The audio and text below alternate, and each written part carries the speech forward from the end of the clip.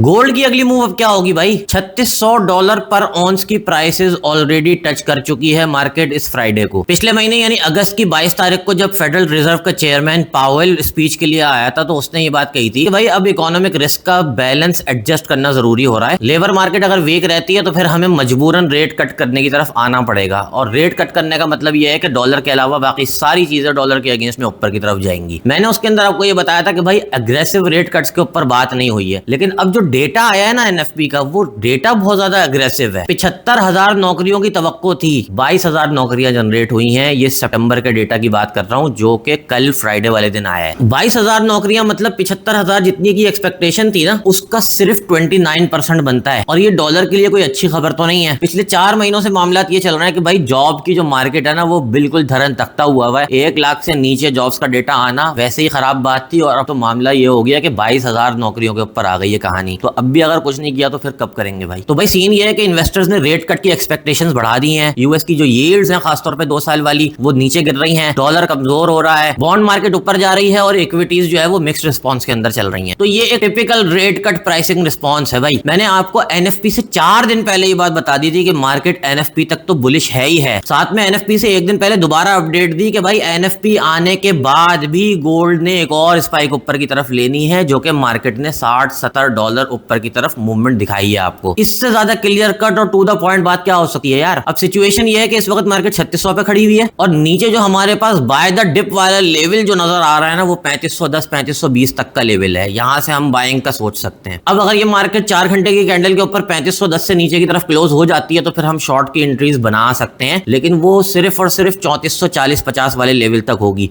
वहां से हमें फिर बाय की तरफ देखना पड़ेगा। लेकिन अगर 3510 से ऊपर ऊपर रहती है मार्केट और सस्टेन करती है, वहां पर मोमेंटम नजर आता है, तो हम सिर्फ और सिर्फ बाय की तरफ ही जाएंगे। 3600 हमारे पास टारगेट है, 3620 का टारगेट है, और 3650 का भी टारगेट है। तो इस डायरेक्शन के अंदर हमारी स्कैल्पिंग होती रहेगी। बाकी मैं आपको व्हाट्सएप चैनल के ऊपर भी अपडेट कर दूंगा कि किस तरीके से मार्केट के लेवल्स शिफ्ट हो रहे हैं, और मंडे को देखते हैं कि क्या होता है।